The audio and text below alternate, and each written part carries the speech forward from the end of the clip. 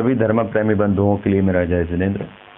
हम लोग जिन सहस्रनाम जी का चतुर्थ अध्याय पढ़ रहे हैं, तो आइए जिन सहस्रनाम जी चतुर्थ अध्याय उच्चारण करते हैं। अंतिम पद है चतुर्थ का कभी ही, विसर्ग है इसलिए वैसे ही बोलेंगे।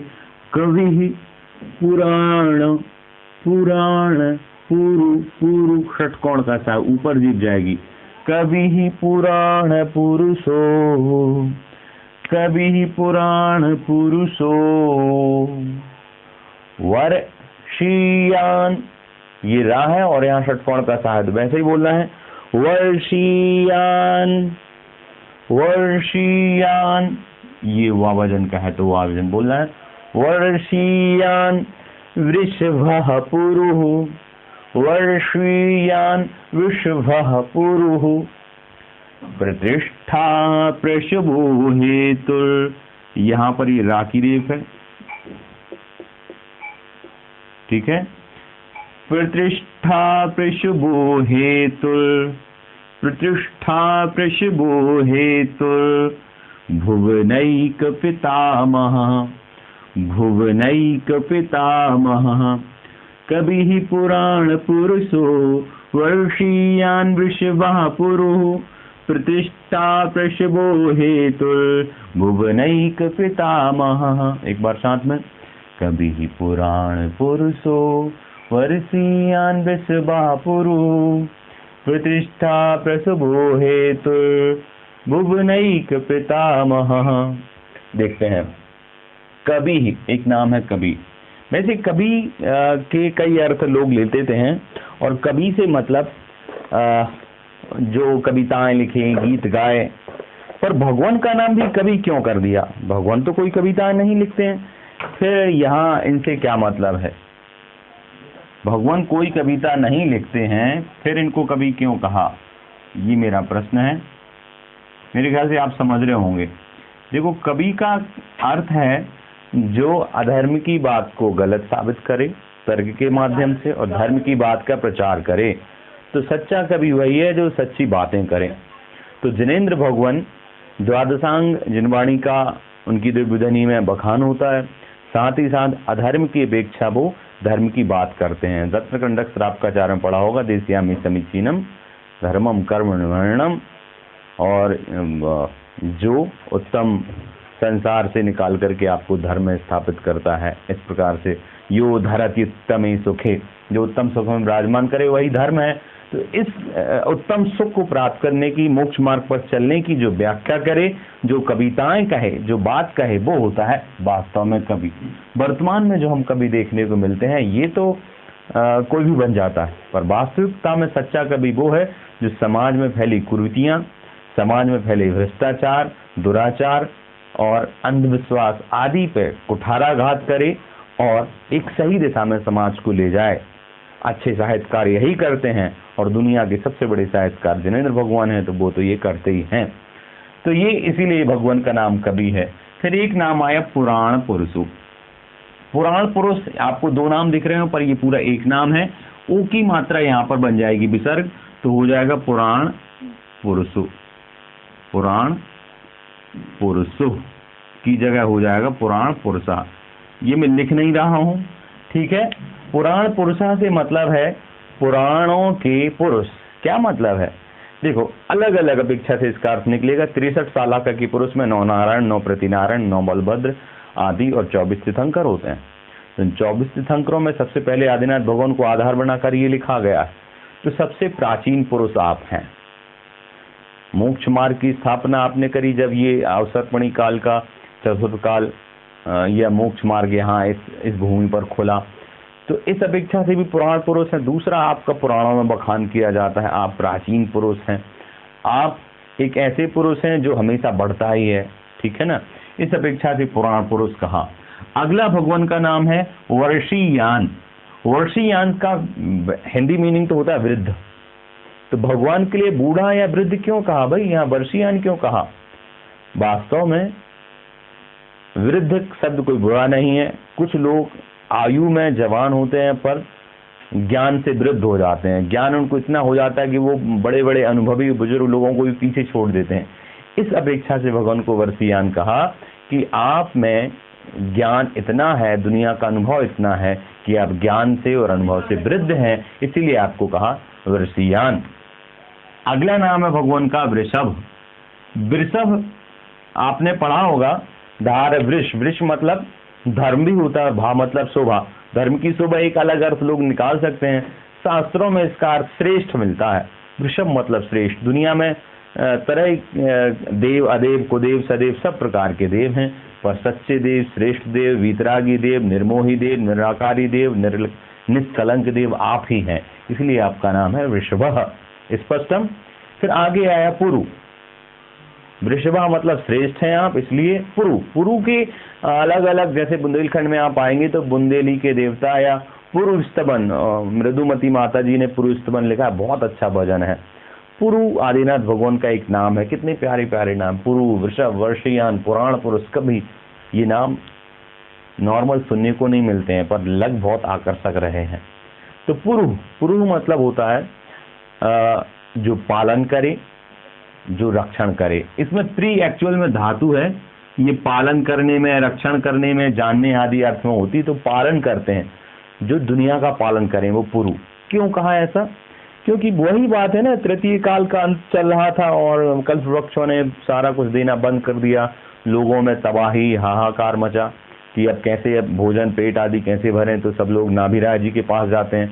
नाभिराय उन सभी लोगों को आदिनाथ, युवराज आदिनाथ के पास भेज देते हैं कि आप इनसे समझो कि अब इस काल में जीवन निर्वहन कैसे होगा। तो उन्होंने फिर असी मसी कृषि वाणिज्य विद्या का ज्ञान दिया। सबसे आप जानते हैं पंचकल्याणक आदि में खेती कैसे करना है, व्यापार कैसे करना है, विद्या कैसे सीखना है, इस प्रकार से उन्होंने पालन किया, प्रजा का पालन किया। पालन करने से मतलब उन्होंने खुद जाके भोजन नहीं दिया, पर उन्होंने जीने का उपाय बताया, जीने के तरीके डेवलप किए। इस अपेक्षा से उनको कहा पुरु, मतलब पालन करता, रक्षण करता, पोषण करता। इस अपेक्षा से आपका नाम है पुरु। अगला नाम ये पूरा एक है, प्रतिष्ठा प्रशव। प्रतिष्ठा प्रशव, प्रतिष्ठा प्रशवो जो नाम है, ये ओ की मात्रा बन जाएगी विसर्ग, तो हो जाएगा प्रतिष्ठा प्रशव। ये प्रतिष्ठा प्रशव मतलब क्या है? प्रतिष्ठा तो सब जानते हैं, स्थिरता, वैसे कई अलग हैं। स्था धातु में प्रा प्रति आगे लगा है, प्रतिष्ठा बना। अब इसमें दो तीन चीजें हमें क्लियर करनी होंगी। प्रतिष्ठा का मीनिंग समृद्धि, जान पहचान, पूंछ, कीर्ति, यश, ये सारे होते हैं। और यह कीर्ति यश स्थिरता के साथ रहे तो प्रतिष्ठा हो गई। एक होती है कि वर्तमान में आपकी जितनी प्रतिष्ठा है आगे भी उतनी रहेगी, अब उतने से बढ़ नहीं रही है, आपका दायरा वही है। परंतु यहाँ पर प्रतिष्ठा के साथ प्रसव लिखा, तो प्रतिष्ठा का प्रसव करने वाले। अब एक उदाहरण से समझते, जैसे माता किसी का बालक को जन्म देती है तो उसे बोलते हैं बालक का प्रसव हुआ या बालक को प्रसव किया। यहाँ पर भगवान का नाम प्रतिष्ठा का प्रसव करने वाला लिखा है। अर्थ ये निकलेगा कि आपकी भक्ति से प्रतिष्ठा और प्रसव होती, प्रसव मतलब जन्मती है, प्रतिष्ठा और बढ़ती जाती है, एक बात।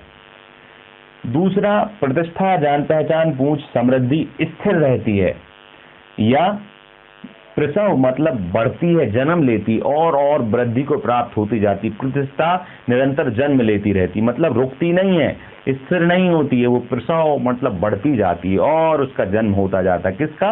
प्रतिष्ठा का। तो ये भगवान के सेंस में भी है कि भगवान की प्रतिष्ठा घटती नहीं है, बढ़ती ही जाती है, एक। दूसरा, जो आपके भक्त हैं, आपकी भक्ति से उनकी प्रतिष्ठा बढ़ती रहती है, उसका प्रतिष्ठा का जन्म होता रहता है। गरीब से गरीब व्यक्ति, हारा, बेचारा, नाकारा, सारे व्यक्ति आपकी भक्ति के प्रभाव से बढ़ते जाते हैं। सहारा हो, नाकारा हो, बेचारा हो, कैसा भी व्यक्ति हो, वो आपकी सन्निधि में आएगा, सानिध्य में आएगा तो उसकी प्रतिष्ठा प्रसव करेगी, बढ़ेगी, जन्म लेगी। ये यहाँ पर अर्थ है। आगे भगवान का नाम दिया हेतु।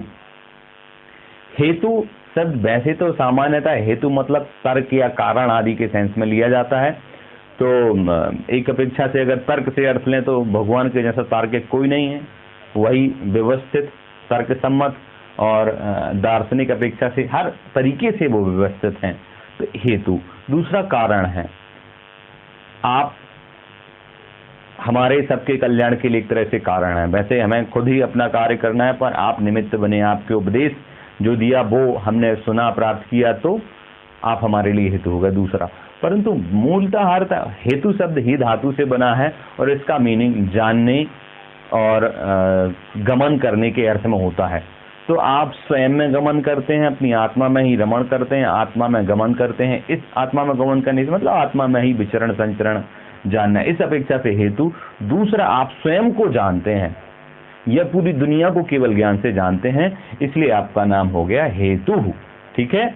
अगला नाम हम देख रहे हैं भुवनई के पितामह। ये आपको दो नाम दिख रहे होंगे पर ये पूरा एक ही नाम है, भुवनई के पितामह। इसमें 4 शब्द हैं, भुवन, धन एक, धन पिता, धन महा। पिता मतलब तो नॉर्मल पिता होता है, पर बाद में अगर महा लग जाए तो पिता का मतलब होता है, पिता महा का मतलब होता है दादा, तो पिता के भी पिता। अब भुवनैक, तो भुवन मतलब लोक, ऊर्ध्वलोक, मध्यलोक और अधोलोक, 3 लोक हैं। भुवन मतलब लोक, उसके आगे लग गया एक, एक मतलब एक। तो भुवन के अर्थात तीनों लोकों के एक पितामह हैं आप। मतलब तीनों लोक में नॉर्मली राजा भी होता है, इंद्र भी होता है, अहमिंद्र भी होता है, सौधर में सारे टाइप के इंद्र होते हैं। जानवरों में बोलते शेर राजा होता है, नारकियों में अपनी अपनी चलती है, सब लड़ाई होती रहती है। परंतु इनके लिए कहा गया कि मनुष्य लोक में जन्मे हुए जब आपको केवल ज्ञान हो जाता है तो आप भुवनई के पितामह, तीनों लोक के मात्र केवल एक पितामह है, मतलब पिताओं के भी पिता है। जब गृहस्थ अवस्था में आदि कुमार थे तो उनके सामने कई राजे महाराजे झुकते थे। दुनिया का एक अकेला ऐसे राजा हैं, ये सर्वश्रेष्ठ राजा हैं जिन्होंने अपने जीवन में कोई युद्ध नहीं लड़ा और सारे राजा उनके सामने झुकते थे। जब इन्होंने दीक्षा लेने के लिए वस्त्र उतारे, नीलांजना का जो इन्होंने मृत्यु देखी तो वैराग्य हुआ और वस्त्र उतार करके दिगंबरी दीक्षा धारण की और जब जंगल की ओर निकले तो इनके साथ कई राजा, जैसे जैसे पता चलता गया, कई राजा आदिनाथ भगवान आदिनाथ राजा के साथ नग्न होकर दीक्षा के लिए उनके पीछे पीछे चलने लगे कि जैसा ये कर रहा है वैसा हम करेंगे। मेरा कहने का मतलब है ये सामान्यतः भुवनई के पितामह नहीं कहा, ये थे बिना युद्ध करे ये पितामह थे और सब झुकते थे। परंतु ये बात अलग है कि जब उनको 6 महीने तक आहार नहीं मिले आदिनाथ भगवान को मुनि अवस्था में, तो कई राजा जो कंदमूल फल खाने लगे वो भ्रष्ट हो गए, क्योंकि वो तो समझ नहीं रहे थे। केवल ऐसी मसी कृषि वाणिज्य विद्या का ज्ञान दिया था भगवान ने, और दूसरा जो धार्मिक मार्ग है वो अभी प्रशस्त उन्होंने नहीं किया था और नहीं बताया था। तो राजा श्रेयांश को सपना आता है, उनके आहार होते हैं, धीरे धीरे धर्म की फिर केवल ज्ञान होता है और धर्म की प्रभावना होती है। तो और उसके बाद जो और भी राजा भ्रष्ट हो गए थे दिगंबर रहते हुए, तो वो लोग भी सच्चे मार्ग पर वापस फिर आ जाते हैं। तो इस प्रकार से ऐसे राजा, महान राजा गृहस्थ अवस्था में एक भी युद्ध नहीं लड़ा, सब झुकते थे। और जब मोक्ष मार्ग पर चलने लगे तो गृहस्थ राजा तो छोड़ो, देवों का इंद्र भी आपकी वंदना करने आए, ब्रह्मेंद्र भी आपकी वंदना करने, अहमेंद्र सर्वार्थ सिद्धि के देव तमाम आपकी वंदना करने आए। आपके समवसरण में पूरी दुनिया का 60 खंड का पति चक्रवर्ती भरत, जिनका बेटा ही था, वो भी आपकी वंदना करने आया। तमाम लोग आपकी वंदना करने आए। इस अपेक्षा से ये नाम है। तो आइए 1 2 3 4 5 6 7 8 9 नाम हमने पढ़ लिए हैं। मेरे ख्याल से आपको इन 9 नामों का मीनिंग समझ में आया होगा। कभी मतलब धर्म अधर्म की व्याख्या करके धर्म को प्रमोट करें और द्वादशांग निर्माणी की व्याख्या करें। पुराण पुरुष हैं, पुराणों में आपका व्याख्यान है, पुरातन पुरुष हैं या प्रामाणिक पुरुष हैं, वर्षीयान ज्ञान वृद्ध हैं, साधना वृद्ध, वृषभ मतलब श्रेष्ठ हैं, आपके बराबर कोई नहीं, उत्तम है। पुरुष पालन करता है, रक्षण करता है, पोषण करता है। प्रतिष्ठा वृषभ प्रतिष्ठा का जन्म देने वाले हैं, कीर्ति को बढ़ाने वाले हैं, कीर्ति निरंतर बढ़ती रहती है, आपसे उत्पन्न होती रहती है। हेतु मतलब स्वयं को जानते हैं, स्वयं में रमण करते हैं, ये तार्किक हैं, व्यवस्थित हैं। भुवनई के पितामह तीनों लोगों के पितामह हैं, 3 लोगों के स्वामी हैं। इस अपेक्षा से ये नाम हुए, इनका अर्थ समझ में आया होगा। मेरी इच्छा थी कि आज हमारा अंतिम ये अध्याय है, तो हम लोग एक बार इसका पाठ करें। तो मैं एक वीडियो कुछ समय बाद डालूंगा जिसमें हम लोग इस अध्याय का पाठ कर लेंगे और कल हम लोग नई क्लास शुरू करेंगे। आज के लिए सभी को जय जिनेंद्र।